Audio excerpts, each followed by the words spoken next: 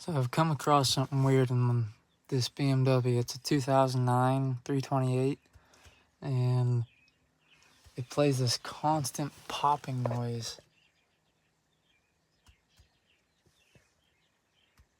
while it's off and locked. It doesn't matter. It just keeps playing. And then the radio, it's almost like the CD player, makes a little hum.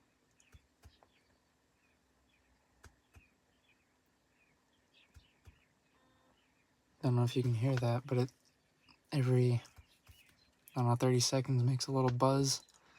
I replaced the amp in the back, and I put a new one of these. This is the new one, and the issue persists. I changed the fuses out, and nothing has worked. So if anybody knows, please comment.